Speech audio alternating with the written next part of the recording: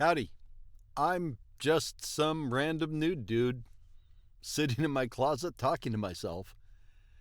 But maybe that's where the truth lives. Quiet, strange, and tucked between the walls. This is a space for free thought, radical questions, and the kind of ideas that don't always fit in the polite conversation. In a world obsessed with certainty and comfort, I'm here to explore the unknown, to peel back the layers, challenge assumptions, and ask what lies beneath the surface. So, if you've ever felt like something doesn't quite add up, or that we're all just playing along on a script that we didn't write, pull up a seat. Let's think out loud. Let's get uncomfortable. Let's be real. You can feel it, can't you? That low hum beneath everything? The quiet tension, like the world is holding its breath, waiting for something. It's hard to put your finger on it, but it's everywhere. The algorithms can't quite predict it. The politicians can't name it. But we all feel it. Something fundamental is shifting. We are standing on a knife's edge. Not just as a country or a civilization, but as a species. One wrong step and we spiral into chaos. One right move and we evolve into something new. This isn't about left versus right. It's deeper than politics. It's about systems, about the collapse of the old world and the birth of a new one. And the fact that we, all of us alive right now, are caught in the middle. We are the hinged generation, the last ones raised under the old rules, the first ones forced to make sense of what's replacing them. We were promised progress, but what we got was precarity. We were told work hard and it'll all pay off. Instead, we watched billionaires leave the earth while the rent went up. And it's no longer even controversial to say that capitalism is breaking down. You see it in the headlines, in the strikes, in the anxiety, in the quiet sense that no matter how hard we try to hold things together, the center isn't holding. But what most people don't talk about, at least not out loud, is what comes next. Because if capitalism is in collapse, then the next question is, what replaces it? And that's where the real story begins. We've been here before. Civilizations don't last forever. Systems come and go. But there are patterns to how they fall, rhythms to how they rise. Historians, economists, even market theorists, they've all tried to map this. Some call it the fourth turning. Others call it the Elliott wave. But they're all saying the same thing. We're at the end of something big and the beginning of something bigger. A grand supercycle, an historical climax, a civilizational transformation. And that means things will get worse before they get better. Maybe a lot worse. Because power doesn't go quietly. It never has. Those at the top don't give up their position just because it makes sense. Even when holding on is killing the system, they'll hold on. And most people, even when they're being crushed by it, will defend the system they were raised to believe in. That's human. That's habit. That's fear. But the old world is already fading. The cracks are too wide to ignore. The illusions don't work anymore. That's why this series exists. To talk about it. To name what we're feeling. To look at the systems falling apart and the possibilities rising in their place. To understand the shape of this transformation. Not just the dangers, but the opportunities. Because this isn't just a collapse. It's an evolution. Technology is rewriting the rules of production. Automation is changing the role of labor. Digital networks are replacing physical borders. A new kind of society is trying to be born. One where the old assumptions about scarcity, control, and ownership just don't make sense anymore. But here's the truth no one wants to say out loud. That birth is not guaranteed. We could still fall into dystopia. Surveillance states, water wars, walled cities, and feudal tech lords. we could still end up in Mad Max. Or we could build something closer to Star Trek, a civilization that finally lives up to its potential. We are on the knife's edge. And a knife, if you hold it right, doesn't have to be a weapon. It can be a tool. It can cut away what no longer serves. It can carve something new. This series is about what that might look like. Welcome to the Knife's Edge. Jack London saw this coming more than a century ago. Most people know Call of the Wild, the dog, the snow, the adventure. But not many read The Iron Heel. Maybe because it hits a little too close to home. Or maybe because it's not the kind of dystopia we want to think about. It's not sci-fi. It's not set in space. It's not even that far from the world we live in now. Written in 1908, and there's a link in the description to download the book for free, The Iron Heel is framed as an historical document from a future society, a socialist utopia, looking back at the rise and fall of early American oligarchy. It's fiction, yeah, but it's a warning, and one that feels eerily familiar. London's story begins right where we are, in a moment of rapid industrialization, growing inequality, and corporate consolidation of power.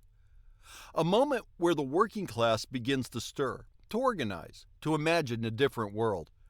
But instead of revolution, what comes next is repression. A crackdown.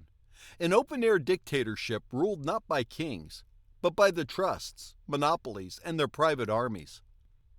In the Iron Heel, the power structure doesn't collapse. It doubles down. The elite sees the threat and responds the only way they know how, with boots on necks. The revolution fails. Democracy dies quietly, then loudly, then completely. And for 300 years, the oligarchy rules. London wasn't writing a warning about fascism. He was writing about capitalism's endgame.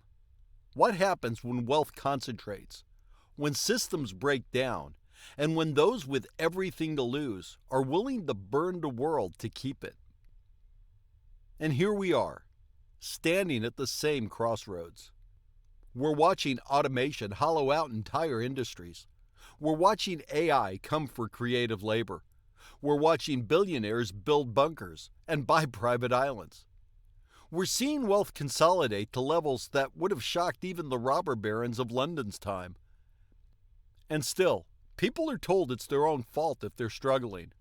Work harder, hustle more, buy crypto, manifest it. Meanwhile, the ladder is on fire and the bottom rungs are already gone. If the Iron Heel has a lesson, it's this. Just because collapse is coming doesn't mean what rises next will be better. There's no guarantee that what follows capitalism is more just.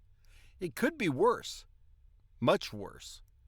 And that's the real danger of this moment. Because history doesn't move in straight lines. It moves in cycles.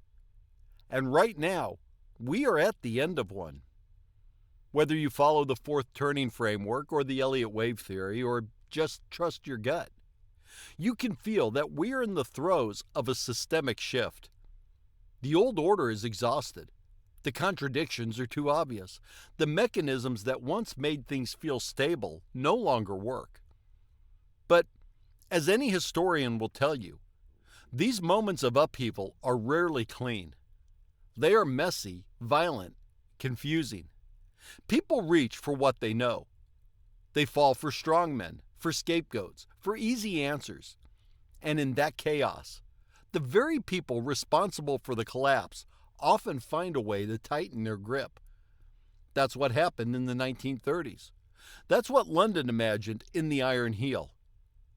That's what we have to resist now. Because we're not doomed to repeat the past, but we are haunted by it. If we want to build something better, if we want this collapse to lead to evolution instead of regression, then we have to understand what we're actually going through, not just emotionally, but structurally, historically, systemically. This isn't just a vibe shift. It's a paradigm shift. And the only way out is through. Let's be clear. This isn't about politics. It's not about corruption or bad actors or some secret cabal pulling strings. Those things exist, sure, but they're symptoms, not causes. The deeper issue is the system itself. Late-stage capitalism isn't failing because people stopped working hard. It's failing because it succeeded too well at what it was designed to do: extract value, maximize profit, minimize cost, and it did that by turning everything, human labor, natural resources, even your attention, into something that can be bought and sold. That's the system. That's how it works. It rewards consolidation. It rewards scale. It rewards the few at the expense of the many. And it doesn't care if it burns out the planet, or the people, or the future, as long as the next quarter looks good. But here's the twist. The system isn't just hurting people. It's eating itself. As automation ramps up, it replaces jobs. That's good for efficiency, great for shareholders, but it hollows out the consumer base. No jobs, no income. No income, no spending. And suddenly, the whole engine stalls. That's the contradiction Marx predicted. That's the trap we're in. You can't keep increasing supply while destroying demand. You can't run a consumption-based economy when no one can afford to consume. And the system doesn't know how to fix that. So what we get is band-aids, bailouts, stimulus checks, debt peonage, corporate welfare, the illusion of prosperity. But underneath, the real economy is cracking. The margins are tightening. The goodwill is gone. Wages haven't kept up. Housing is unaffordable. Healthcare is a luxury. Education is a racket. And people are exhausted, burned out, disillusioned. They know the game is rigged, but they're told to smile and keep playing anyway. What we're living through isn't a fluke. It's not a dip. It's the natural end state of the system we've been sold our entire lives. And that's the hardest thing for people to accept, because it means the struggle isn't just political, it's existential. If the system doesn't work anymore, then everything has to change. The way we measure success, the way we relate to work, to value, to each other. But that's scary. That's the kind of change that feels impossible. And that's why some people double down. They retreat into nostalgia. They chase authoritarian strongmen. They demonize the vulnerable. Because facing the truth would mean admitting that everything they believed about the world is falling apart. And in a way, it is. But maybe that's not a tragedy. Maybe it's a beginning. Because here's the secret. The old system is dying. That's not the secret. But something else is trying to be born. You can already see the outlines. People experimenting with new models, mutual aid, worker co-ops, platform cooperatives, decentralized networks. Technology that cut out the middlemen. Resources that aren't locked up behind paywalls. Work that doesn't suck the soul out of you. We're not there yet, not by a long shot. But the seeds are there, and they're growing, quietly. This series is about tracking those changes. Not just the collapse, but what might rise from it. Not just how the system is breaking, but how we can build something better. Because the struggle is the system. And once we name it, we can begin to imagine something else. There's a saying, history doesn't repeat itself, but it often rhymes. If that's true, then maybe what we're living through isn't just chaos. Maybe it's a verse we've heard before. And that's where the fourth turning comes in. William Strauss and Neil Howe's theory, first published in the late 90s, lays out a generational cycle that repeats roughly every 80 to 100 years, along human life. According to them, each cycle, or seculum, has four turnings. A high, where institutions are strong and society feels unified. An awakening, where people grow restless and question the established order. An unraveling, where institutions decay and individualism surges. And finally, a crisis, where everything breaks and something new is forged in the fire. Sound familiar? The last crisis came with the Great Depression and World War II. Before that, the Civil War. Before that, the American and French Revolutions. These weren't just small shifts. They were total reconfigurations of society, moments where old systems couldn't hold, and new ones had to take its place. Strauss and Howe predicted the next crisis would begin sometime around the mid-2000s. And here we are. Wars, recession, insurrections, pandemics, the ground beneath our feet is buckling. But what they also said, and this is key, is that the fourth turning isn't the end. It's a crucible. It's the moment when everything is up for grabs. Institutions collapse, power realigns, and out of the chaos comes a new order. Whether that order is better or worse, that depends on us. Elliott wave theory, born out of the stock market patterns but increasingly used to map broader social behavior, says something similar. It suggests that human emotions, optimism, pessimism, fear, hope, move in waves. They build, crest, crash, and rebuild. It's math, yes, but it's also psychology. And if the current wave is crashing, then we're likely at the end of a grand supercycle. Translation? This isn't just a bad decade. It's the end of an era. And that brings us to the real question. What comes next? Because every system thinks it will last forever. Every empire writes its permanence in the stars. But all of them fall. Rome, Byzantium, the British Empire, the USSR. None of them saw the end clearly until it was already behind them. We're not special. We're not exempt. But we are alive at the turning point.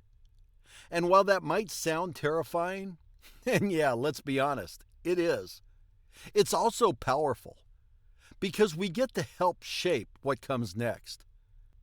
That's the hope. That's the opportunity. Not just to witness history, but to participate in it. To understand the past is to predict the future, and to name the pattern is to break it. If the fourth turning gives us when, the third industrial revolution gives us why. This isn't just a political upheaval or a social reckoning. It's a technological rupture, the kind that rewires civilization. The first industrial revolution gave us steam and mechanization. It turned muscle into machine. The second gave us electricity and mass production, assembly lines, global trade, consumer culture. But the third? The third is different. It began in the 1960s, quietly, with the birth of the microchip. Then came computers, then the internet. Now we're deep into a world of automation, AI, the Internet of Things, and digital everything. And we're just scratching the surface. This revolution doesn't change how we work.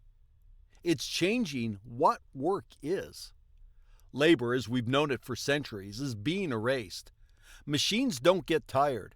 Algorithms don't unionize. And as productivity skyrockets, the old logic, work hard, earn a wage, buy stuff, pay taxes, retire, start to break down.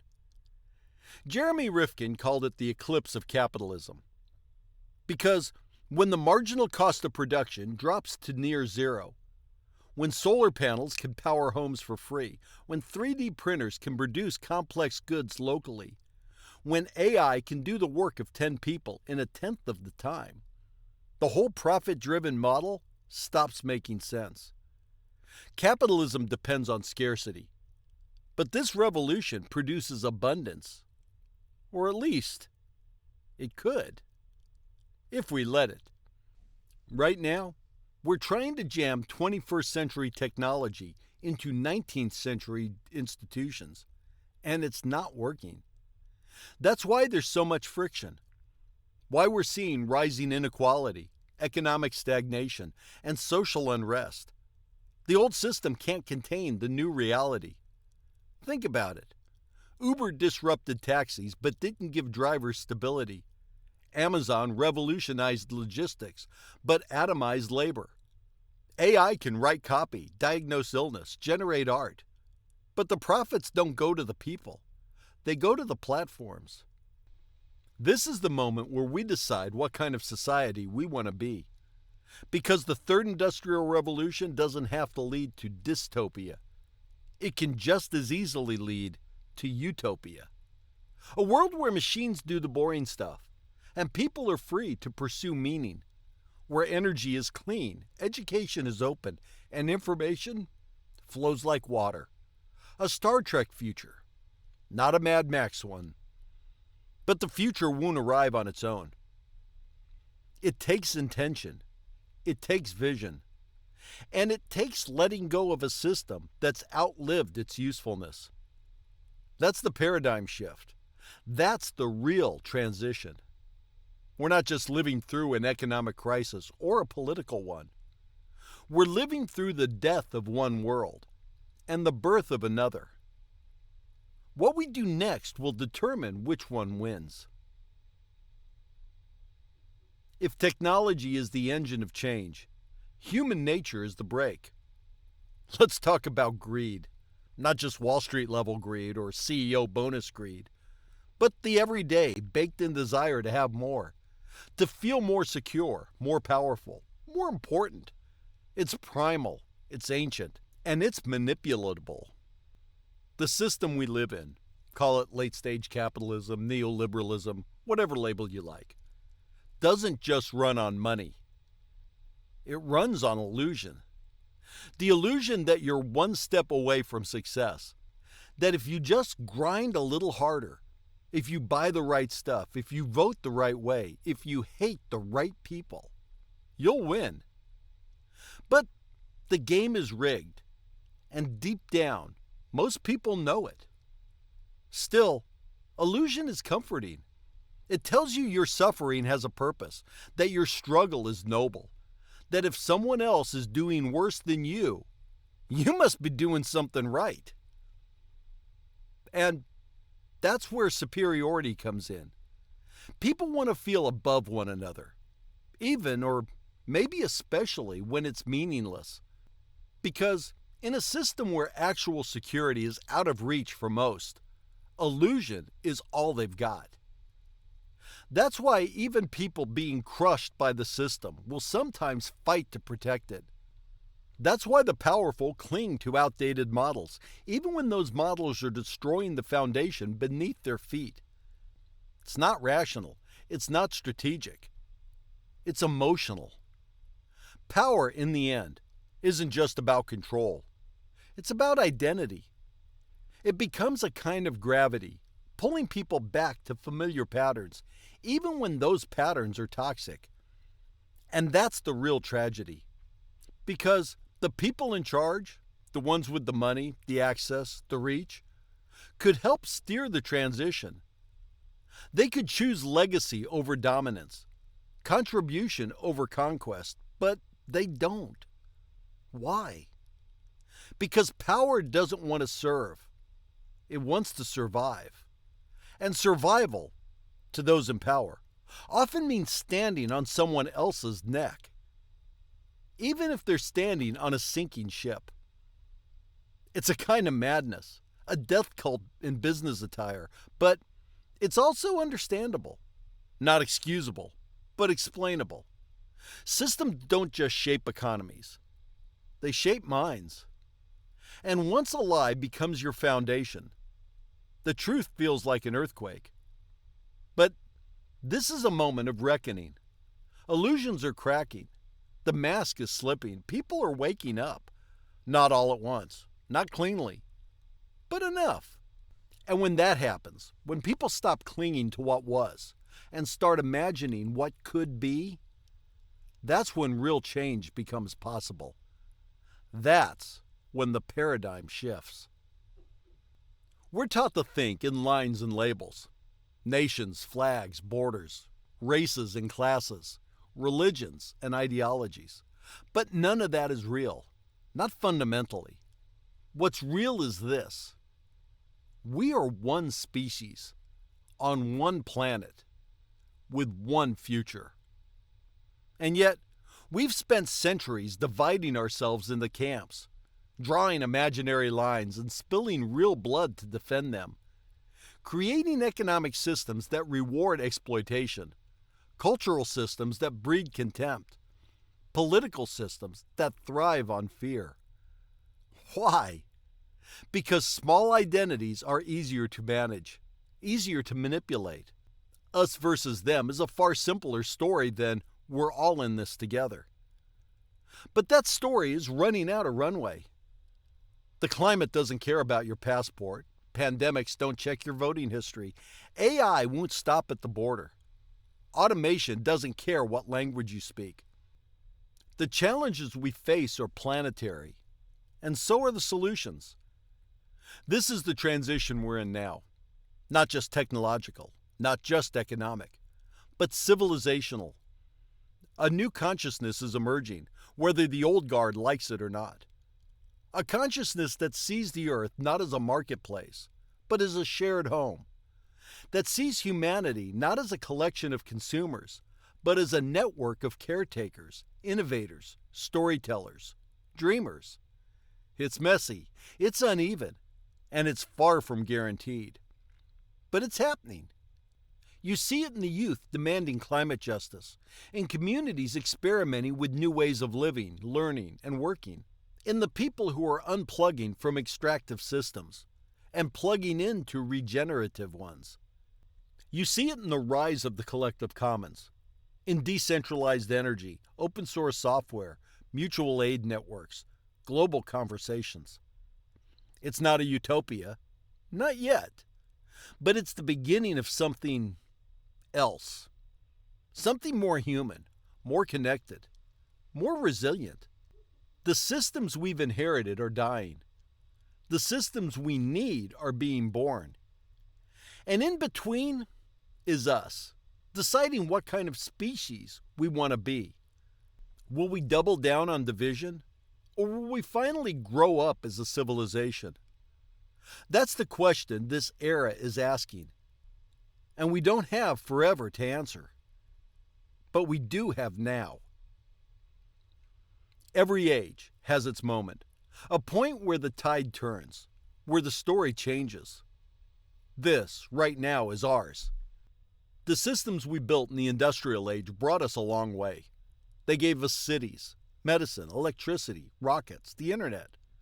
They also gave us war machines, mass surveillance, ecological collapse, and a growing sense of meaninglessness. But it's not all bad. It's not all good. But it is ending. And what comes next is not guaranteed. Right now, the road forks. Down one path, collapse.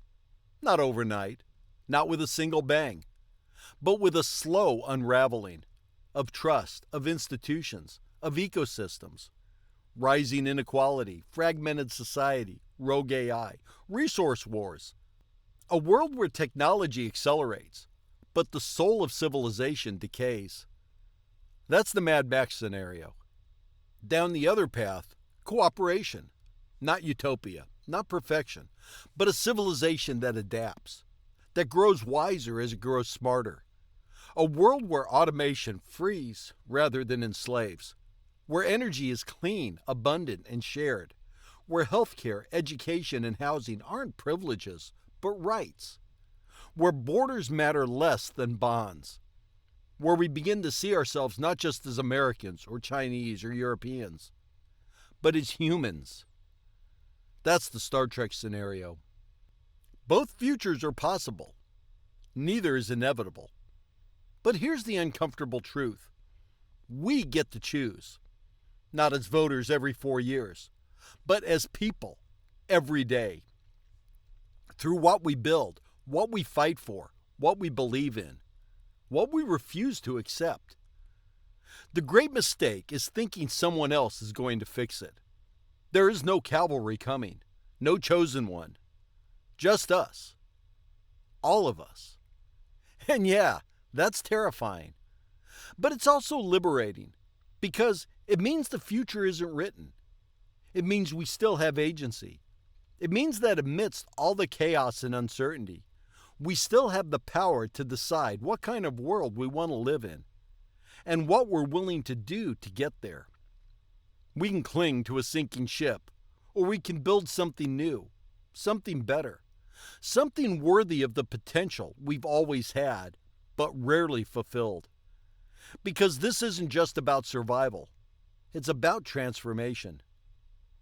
And the clock is ticking. We didn't ask for this role. Nobody sent an invitation.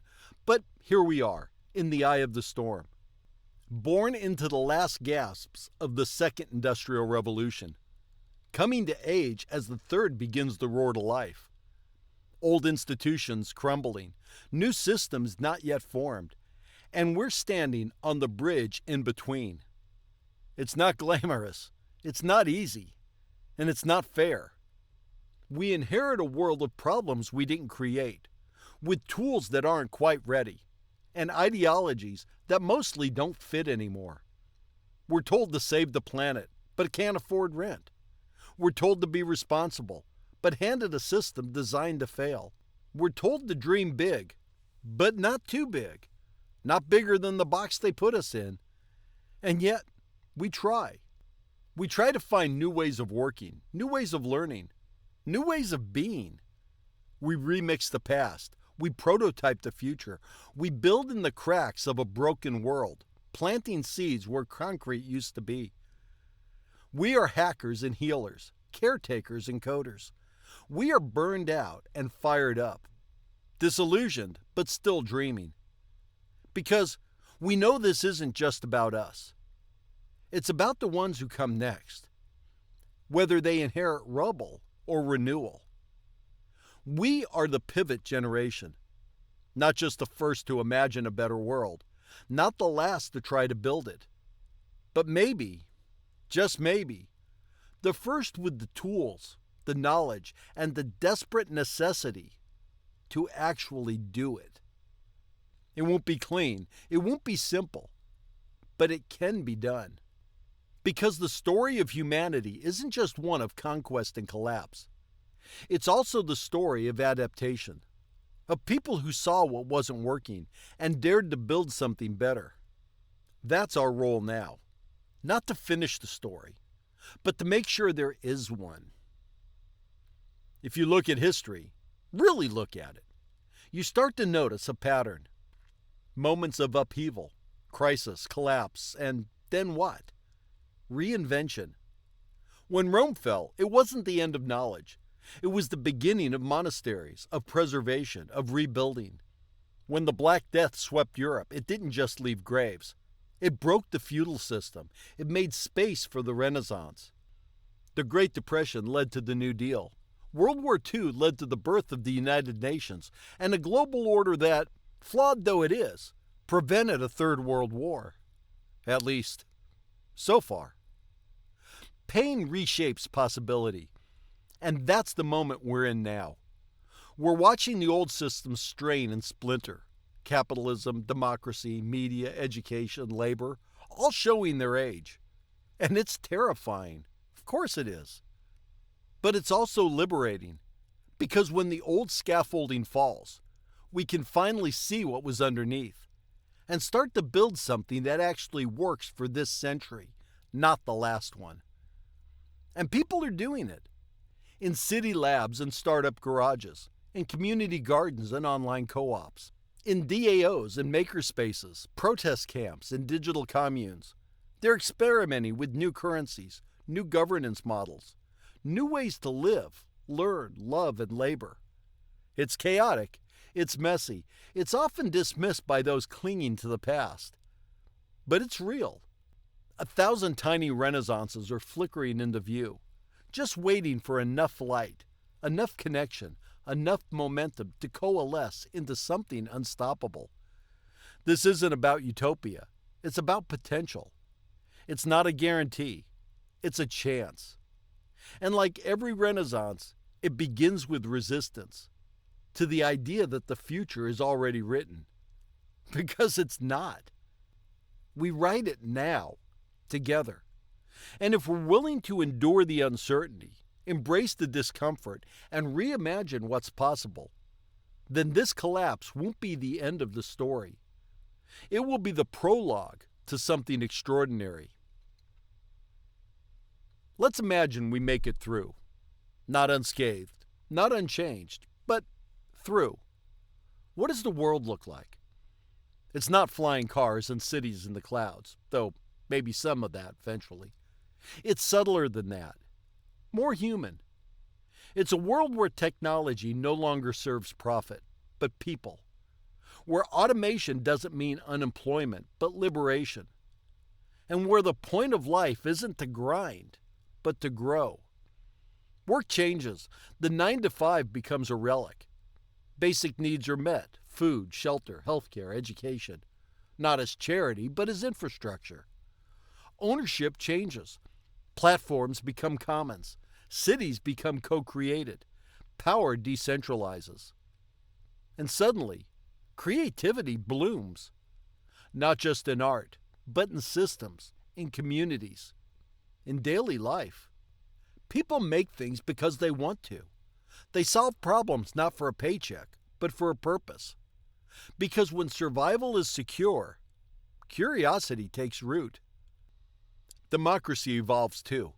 It becomes more direct, more participatory, more local and more global at once. We stop pretending that borders are the same thing as belonging. We start acting like this is one planet, with one human family. Culture shifts. We value cooperation over competition, well-being over wealth, interdependence over isolation. We raise children not to fit into a broken system, but to help design a better one. We measure progress not by GDP, but by health, happiness, sustainability, and wisdom. Is it perfect? No. Does it solve everything? Of course not. But it's a foundation. A world that feels inhabitable, livable, worth passing on. That's what comes after. If we do the work, if we get through the fire, not just intact, but transformed. It's comforting to believe that someone's got it handled, that the experts will fix it, that the politicians will solve it, that the system will self-correct, that there are grown-ups in charge. But here's the hard truth. No one else is coming. There's no cavalry over the hill, no savior waiting in the wings, no secret plan about to unfold. We are the ones we've been waiting for. And that's the terrifying thought, until it becomes empowering. Because if no one else is coming, then we get to decide what happens next. It's not about doing everything. It's about doing something. Choosing not to be a spectator in a world that desperately needs participants. Maybe that means organizing in your community, or building new tools, or telling better stories, or just refusing to go numb. Small things matter. History didn't turn on speeches alone. It turned on conversations at kitchen tables, ideas passed in cafes, code written in basements, and art drawn on walls. Changes don't always come with fanfare. Sometimes it comes in waves so small you barely feel them, until suddenly the shore looks different. This isn't a call to be a hero. It's a call to show up. Wherever you are, however you can. Because you matter more than you've been led to believe. The system wants you to feel powerless, because that's how it maintains power. But the truth is, the future is being decided by people who show up, even if they don't feel ready. Especially if they don't feel ready. So no one else is coming. And that's exactly why we must. Feels like everything is coming apart, but it also feels like something is just beginning. And that feeling, that sense of being on the edge of something massive, dangerous, new, it's not unique to us. We've been here before. Not at this exact configuration, not with AI or climate collapse or global supply chains. But we've stood on the precipice of paradigm shifts before. We've watched old gods die and new ones rise. We've abandoned myths that no longer serve us. We've rewritten laws, rewritten economies, rewritten what it means to be human. Think of the first time fire was tamed, the birth of agriculture, the invention of writing, the Enlightenment, the Industrial Revolution. Each one shattered the world that came before and opened a new one. Sometimes painfully, always unpredictably. But we endured, we adapted, we evolved. And through it all, the same pattern repeated. A system reaches its limit, the pressure builds, the old answers stop working, and people, ordinary people, begin to imagine something better. That's where we are now. The story of our time isn't just collapse. It's the confrontation between what is and what could be. And just like before, the path forward isn't clear, but it is possible.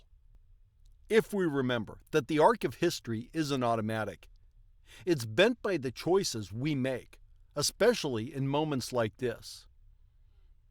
So here we are, a species with godlike tools and adolescent institutions, standing between breakdown and breakthrough, trying to become something more than what we've been. We're not the first generation to feel this way, but we might be the first with the means to turn crisis into something genuinely transformational. We've been here before, but this time, we have the chance to write a different ending. Thanks for tuning in. I hope you found this video informative and thought-provoking. This is the point where others tell you if you enjoyed it, please give it a thumbs up and consider subscribing for more content just like this. But we know that kind of thing is for losers. Don't be a loser. And as always, I welcome your feedback and ideas for future videos in the comment section below. Until next time, keep exploring, keep learning, and keep embracing your inner nude, dude.